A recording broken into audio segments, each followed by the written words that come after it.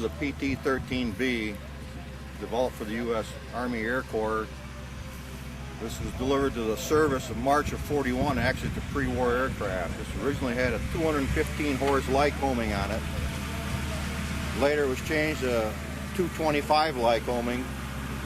It was originally set up for primary training for all the fighter pilots.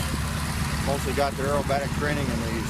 Then they advanced into the BTs and the AP series. My father bought this in '65 down on Long Island. Trucked it home, had it flying in the fall of '66. Been based here in Hammondsport ever since. And this engine on it right now is a R680 E-3B. It's a 300 high force Lycoming. Same displacement as the one parking next to us. But it's got a higher compression ratio and runs a constant speed prop.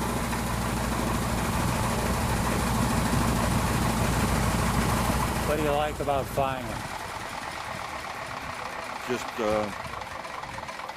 there's nothing around you, and it'll do whatever you can take. If you can ride this out, you got a thrill of a lifetime. I've seen some of the videos with them. They're really. If you ever see the video with John Moore in it, he flies an air show act with one of these stock Stearman. You'd see just how well they perform at a lower speed. These were developed, they had stall strips on the wings to make the aircraft feel heavier than it was, so if you made a sudden maneuver on the stick, it stalled the lower wing panel so you didn't have any lift, so the airplane felt heavier. To give the guys training so when they got in the heavier aircraft, they had a feeling of how the airplane would feel. But now, why is this different from some of the other Stearman? this one is just this was an Army Stearman. Basically, they're all the same. They were 13s, 17s, 18s. 18s had Jacobs, 17s had Continentals, and the 13s had Lycomings. But basically, they're all the same airplane.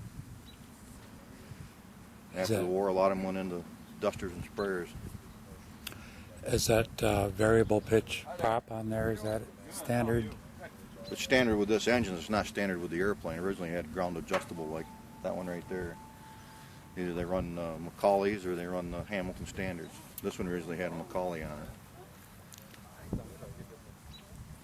How many hours on this plane? This one here's got, since we've had it in '66 flying, it's got 850 hours on it.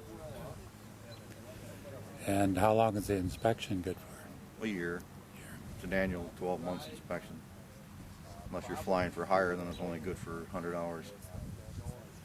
Does the grass take longer to get off the ground? It takes off a little bit longer, but it's a lot more forgiving. These aren't a real good asphalt airplane. They don't forgive you for any slippage. Mm-hmm. Where the grass, I mean, they were designed to fly off of grass, and you can fly them tires at $400 a piece. Excuse me. They'll last a lifetime on grass, but asphalt you wear out pretty quick. What's the hourly fuel consumption on something like this? When I flew it to Galesburg, we were burning about 11 gallons an hour. The first hour you burned maybe 18, doing your takeoff, but after that, we burned an average of 11 gallons an hour. And the cruising speed is? We cruised about between 95 and 100. You got so much, you got a thick wing, you got a lot of drag, so you can only push it through the air so fast. Great, thanks.